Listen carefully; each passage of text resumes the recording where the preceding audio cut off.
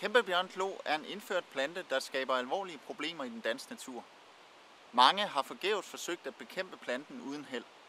I Care for Nature har vi gode erfaringer med at udrydde planten i løbet af blot få år.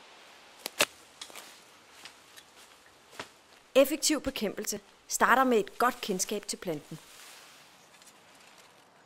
Sådan kender vi alle kæmpebjørneklo, men planten optræder i et utal af forskellige bladformer. Det er vigtigt at kende, inden man starter bekæmpelsen. For eksempel her har vi en mellemstor plante, som er mere rundbladet, men stadig lidt takket. Og jo mindre planterne bliver, jo mere rundbladet bliver de. De små nyspirede planter er vigtige at kende, da man ikke skal rodstikke, hvis der er rigtig mange af dem.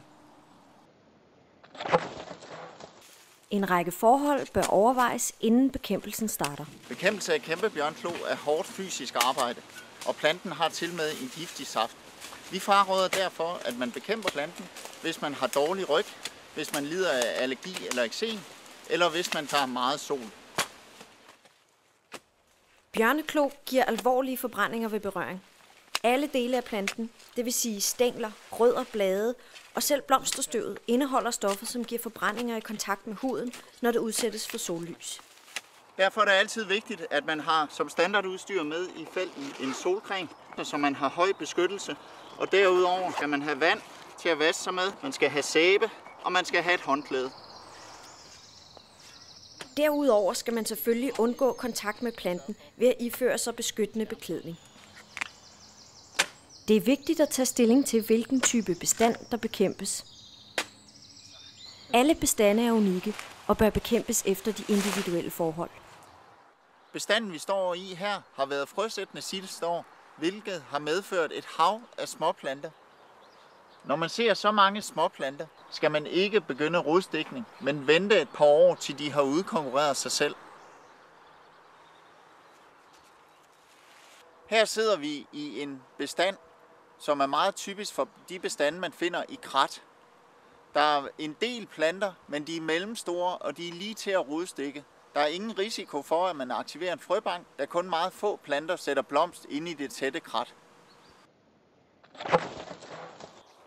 Rodstikning er en effektiv bekæmpelsesmetode. Kigger vi på en overskåren plante, kan vi se et meget veldefineret vækstpunkt i toppen af roden.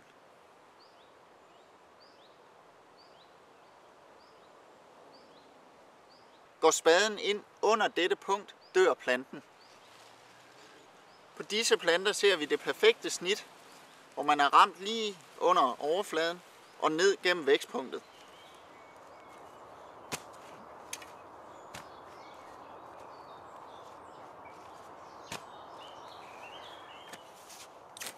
Bjørneklo kan overleve, hvis den efterlades på jorden. Inden man starter rodstikningen, er det altid en god idé at sikre sig, at planterne ikke kommer i jordkontakt.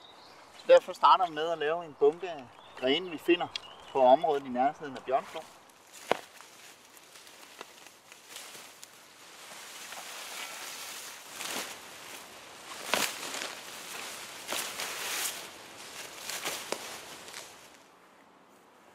For at forhindre spredning af bjørneklo, er det vigtigt at undgå frøsætningen.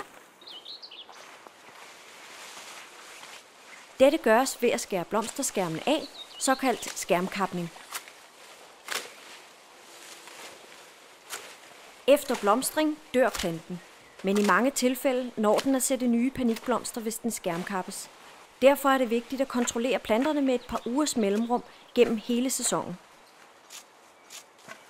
Skærmkapning er desuden en effektiv metode til at tynde ud i bestanden, da de store blomstrende planter skygger de små planter ihjel.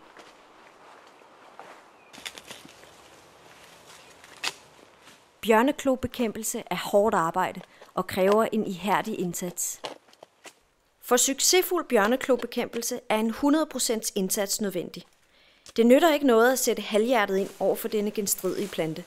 Så sørg for at være velforberedt og lave en grundig planlægning for at sikre at komme bjørneklo til livs. Kæmpebjørneklo har ikke sit navn for ingenting. Hvis du vil undgå, at disse små uanselige planter i løbet af 2 måneder får denne størrelse, så ring til Care for Nature.